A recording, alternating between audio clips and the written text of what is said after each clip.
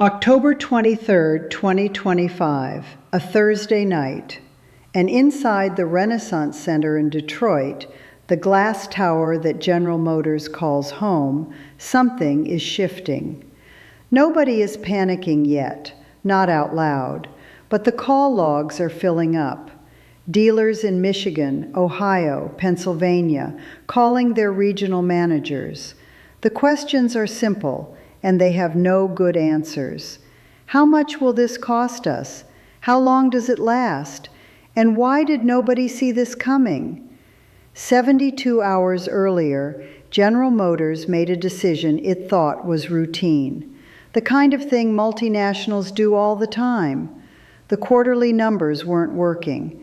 The BrightDrop electric delivery van, the one Canada had staked its EV future on, the one that justified retooling an entire factory, the one that politicians had stood in front of and praised with their hands in the air, wasn't selling. So GM called it permanent shutdown.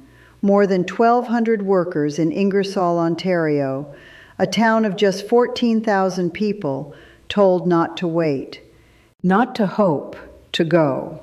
GM's leadership expected the usual response, a few angry union statements, a press conference from a provincial politician, some editorials in the Toronto papers, the kind of noise that builds for a week and then dissolves as the news cycle moves on. They were not ready for what actually happened, because Canada did not send a diplomatic note. There was no polite request for a meeting, no back-channel conversation asking GM to reconsider. Instead, Finance Minister François-Philippe Champagne and Industry Minister Mélanie Joly dropped a hammer that echoed from the Windsor border crossing to the assembly lines in Indiana. They cut 24.2% of GM's duty-free import quota. And for Stellantis, which had just quietly moved Jeep Compass production from Brampton, Ontario to Illinois, they cut that quota by 50%. Let that number sit with you for a moment. 50%. Every single U.S.-built GM vehicle now entering the Canadian market faces a 25% retaliatory tariff. A Chevrolet Silverado, a Cadillac Escalade, a GMC Sierra, all of them, the moment they cross into Canada, become dramatically more expensive. The math is brutal, and it is immediate. A vehicle that costs $45,000 to build suddenly lands in Canada at roughly $56,000. Dealers cannot absorb that. Customers will not pay it. And here is the thing nobody in Detroit expected. This was not improvised. It was not a tantrum. It was the trigger on a loaded mechanism Canada had spent months quietly building. What happened on October 23, 2025, was not a reaction. It was the consequence activating precisely as designed. You need to understand the architecture of what just happened, because it changes everything. Not just for GM, not just for Stellantis, for every corporation operating in this country and every government watching from abroad. We know this because the paper trail is clear, and it goes back years. In April of 2022, the federal government and the province of Ontario jointly announced a historic deal. $259 million each, a combined public investment of more than $500 million, flowing into General Motors' Canadian operations. The CAMI assembly plant in Ingersoll would be transformed. No more Chevrolet Equinoxes rolling off that line. From now on, it would be Canada's first full-scale electric vehicle manufacturing facility. The BrightDrop Zevo 600, GM's electric delivery van, would be the product. FedEx was already lined up as a customer. Prime Minister Trudeau stood at the plant. Premier Doug Ford stood at the plant. GM Canada's president stood between them. They called it a partnership, an investment in Canada's future, a cornerstone of the EV transition. The government wrote checks, workers retooled, Communities planned around it, and GM accepted every dollar. Then in April of 2025, production stopped. Demand was soft, the company said. It would restart in the fall at reduced capacity. Workers were laid off on the promise that they would be called back. They waited near the plant gates. They held on. By October 2025, the silence from Detroit had become deafening. And then the company made it official. Permanent closure. No new product. No return date. Unifor Local 88 plant chair Mike Van Boekel said it directly. Nothing comes in and nothing goes out. If GM tried to remove a single piece of equipment from that plant, his members were prepared to physically occupy it. And Ottawa? Ottawa activated the mechanism. Here is what that sequence tells you. Canada had built a trap, and General Motors walked into it. Picture the scene on October 23rd, not in Detroit, in Ottawa. Champagne and Jolie are not scrambling. They are not drafting emergency legislation. The document they release is not long. It is precise, clean, legally grounded. It references the remission framework established on April 15, 2025, just months earlier, when Canada had imposed its own retaliatory tariffs on American auto imports in response to the Trump administration's 25% tariff on Canadian vehicles.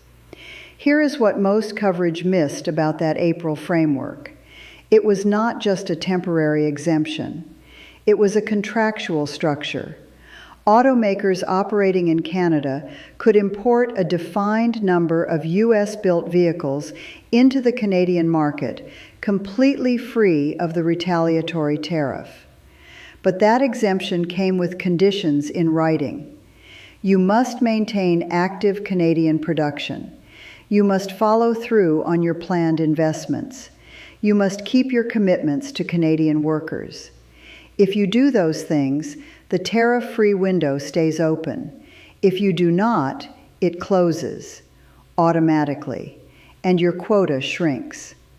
GM and Stellantis chose not to keep their word. So when Champagne and Jolie walked out and released that statement on October 23rd, they were not making a new decision. They were enforcing an existing contract. The language in the joint statement is worth reading carefully. The companies, they said, had acted contrary to their legal obligations to Canada, not political obligations, legal ones. And Jolie sent a letter, short, cold, addressed to Stellantis, reminding them that the public funding they had received was contingent on maintaining a Canadian footprint. If they failed to comply, the government would begin clawing it back, every dollar. Then she convened a meeting. GM executives, Ontario government officials, Unifor representatives, and she delivered an ultimatum. 15 days to present a concrete production plan for the Ingersoll plant. Not a vague idea, not a comforting press release, a real plan. Timelines, investments, accountability. That is the moment GM realized it had miscalculated at every level. Because when you lose your tariff-free import window, you do not just pay more to bring vehicles into Canada. You lose your competitive position against every manufacturer that was never inside the framework. Toyota, Hyundai, Volkswagen. They face only standard tariff rates. GM now faces a 25% penalty on top of that.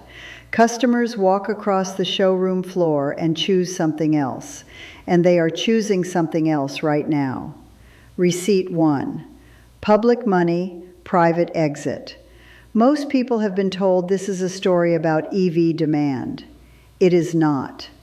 The federal and Ontario governments combined to invest more than $500 million in the Kami plant's transformation into an EV facility. That is taxpayer money, and it came with commitments. When GM announced the permanent closure in October 2025, without offering a replacement product for that facility, it did not just let workers down. It walked away from a legally binding framework that had directed $500 million in public funding its way. The government's position was not complicated. You took the money, you made the promise. Now either keep the promise or face the consequence. Ontario Premier Doug Ford, not exactly known for being soft on corporations, threatened to sue. That is how clear the breach was.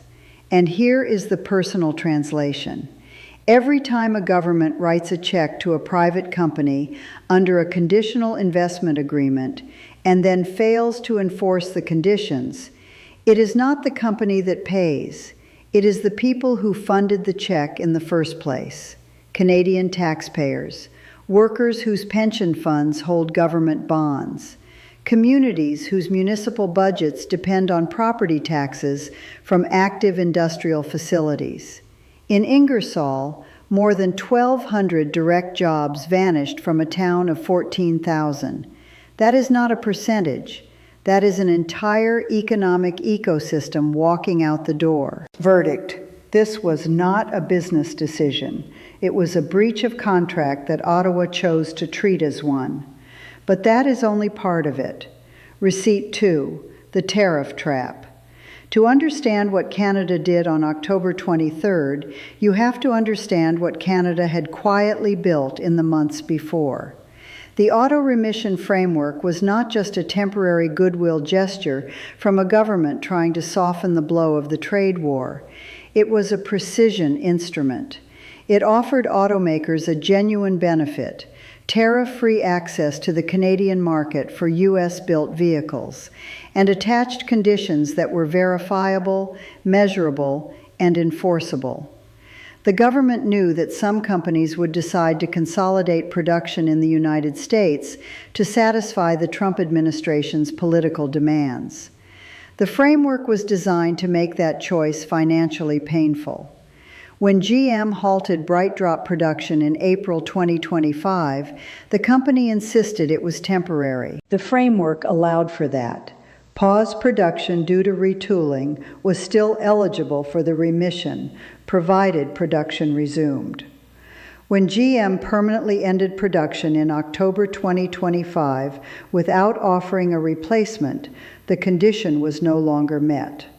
The quota reduction was not discretionary. It was automatic under the framework's own terms. The personal translation is this: GM is now competing for Canadian consumers while paying a structural cost penalty that its Asian and European rivals do not face. A Hyundai Tucson or a Toyota RAV4 is not subject to this penalty. A GM vehicle is.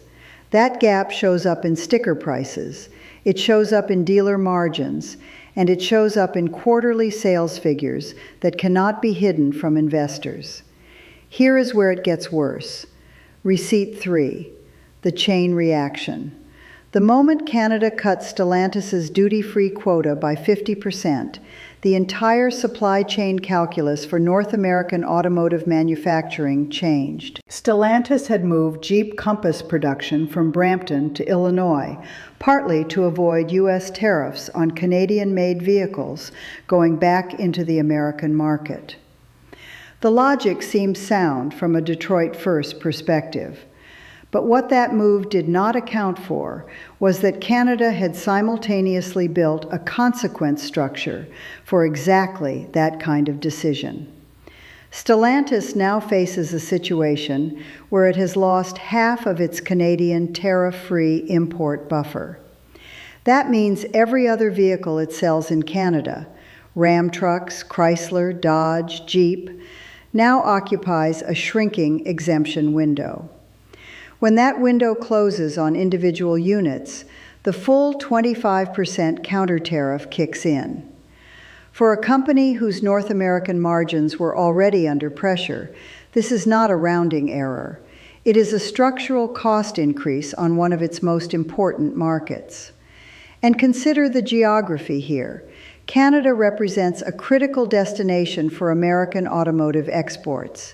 The industry produced 1.3 million light-duty vehicles in Canada in 2024, of which 1.1 million were exported to the United States. But the flow goes both ways. Canadian consumers buy enormous numbers of American-built vehicles. Losing cost-competitive access to that market is not an abstraction. It is a revenue problem that shows up in the next earnings call. Between each data point, executives across the industry are revising their models. The question is no longer whether to maintain Canadian production. The question is how quickly they can present a plan convincing enough to get their quota restored. Verdict: Stellantis and GM both made the same miscalculation. They believed the tariff exemption was a courtesy. Ottawa treated it as a contract. That is a very expensive misread. And this next receipt is the one the analysts are not talking about. Receipt 4, the corporate psychology failure.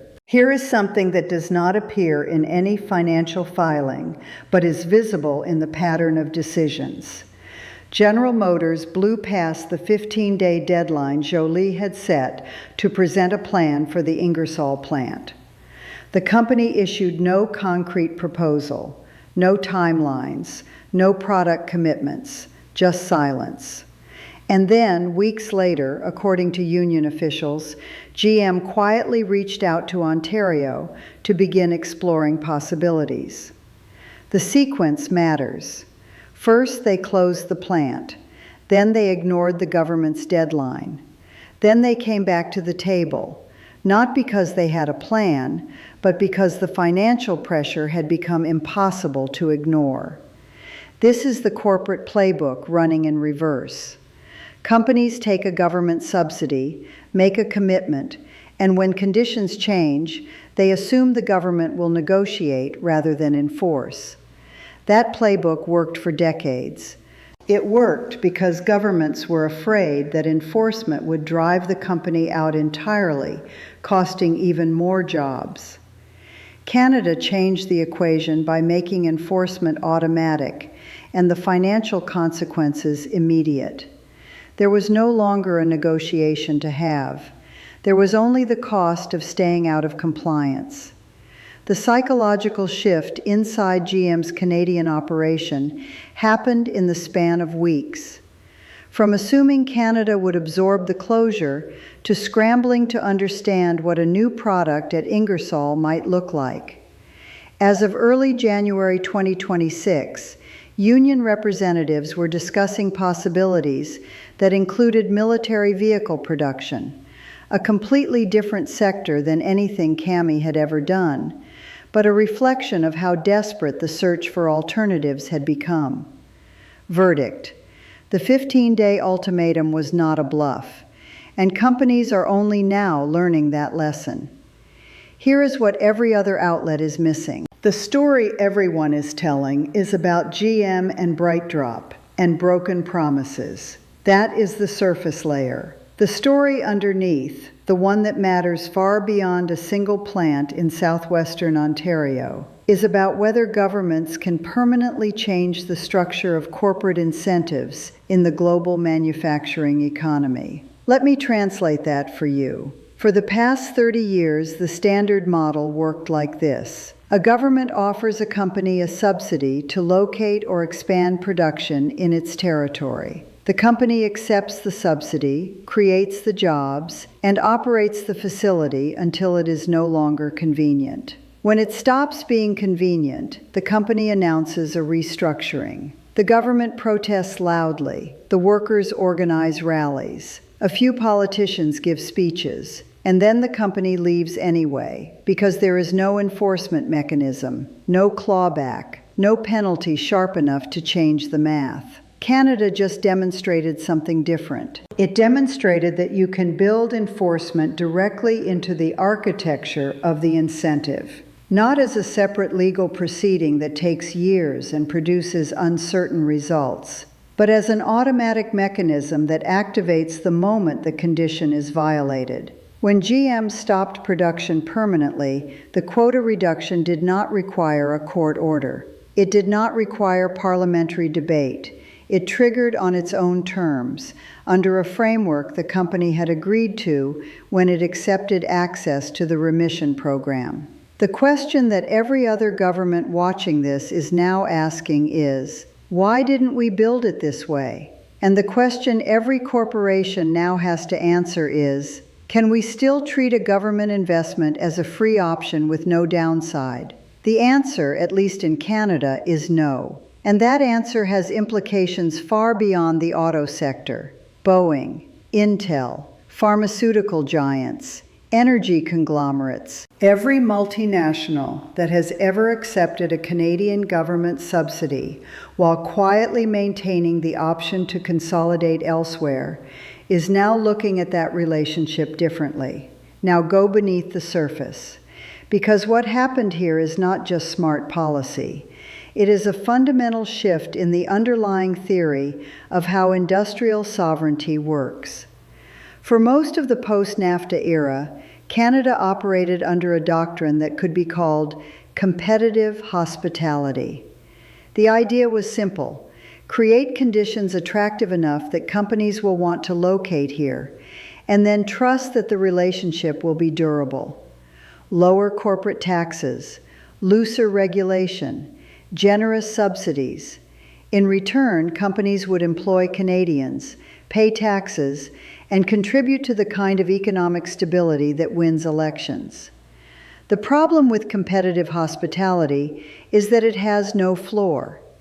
If the company can always find somewhere cheaper, then the government is always in a position of offering more to prevent departure. The bargaining power asymmetry is total. Companies know it, governments know it, workers feel it. What the Carney government, and specifically what Mélanie Joly and François-Philippe Champagne built in April of 2025 is something different. Call it conditional sovereignty. The principle is this: access to the Canadian market is a benefit, not a right. And that benefit is conditioned on fulfilling obligations to Canadian workers and communities. If you fulfill the obligation, the benefit is real and valuable. If you walk away from the obligation, the benefit disappears automatically. Notice what they did not do. They did not nationalize. They did not sue in the traditional sense. They did not hold a public inquiry or form a committee. They did not wait for the legal system to move at its own pace while the jobs evaporated. They used a regulatory mechanism they had quietly built, and they pulled the trigger. Precision over politics. The historical analogy here is worth making. In the 1980s, when the U.S. auto industry was being devastated by Japanese imports, the American government's response was voluntary export restraints, essentially asking Japan to limit its own exports to protect U.S. manufacturers. It worked in the short term, but taught no lasting lesson, because it required ongoing political negotiation and could be withdrawn at any moment. Canada's approach in 2025 is the inverse. Instead of asking foreign companies to limit their competitive advantage, it attached conditions to the benefit it was providing, making compliance the only rational choice. The doctrine this establishes: sovereignty is not declared, it is enforced, and the enforcement must be structural, not political, to be credible. Consider what the experts are saying, because the range of voices is striking. Lawrence Carmichael, a trade policy analyst who has tracked Canadian manufacturing incentives for 2 decades, said the remission framework is the most sophisticated industrial conditionality mechanism Canada has ever deployed. His assessment was direct. It works because it does not rely on political will in the moment of crisis. The mechanism does not require a minister to summon courage on a difficult day. It fires automatically. Susan Park, a former trade negotiator familiar with CUSMA structures, noted that what Canada did is legally distinct from a retaliatory tariff in the traditional sense. It is not punishing the company for something it did. It is withdrawing a benefit the company no longer qualifies for under its own agreed terms. That distinction matters enormously in a trade dispute context, because it is significantly harder to challenge at a tribunal. Auto industry economist David Sims, tracking the sector from a Bay Street perspective, was blunter about the financial impact. His calculation was straightforward. If GM absorbs a 25% tariff disadvantage on vehicles entering Canada, while competitors do not, it loses between 15 and 20 margin points on every affected unit. At volume, over a full model year, that is a 9-figure problem. And from within the union movement, Unifor's national president, Lana Payne, said something that cuts deeper than any financial analysis. These workers, she said, had committed their careers to that plant. They had retrained. They had believed in the promise. The company's response was a shrug. The government's response was something different entirely. It was the government choosing, for once, to stand with the workers instead of managing their exit. When a Bay Street analyst, a trade lawyer, and a union president reached the same operational conclusion, the mechanism worked, you pay attention. To be fair, there is a counter-argument worth taking seriously, and it goes like this. General Motors did not close the Ingersoll plant out of malice. It closed it because the BrightDrop electric delivery van was genuinely not selling. Commercial fleet buyers were not buying EVs at the rate anyone had projected. The market signal was real, not manufactured. And applying a punitive tariff mechanism to a company for responding rationally to market conditions may discourage future investment in Canada more than it protects existing investment. There is also the Trump factor, which is real and documented.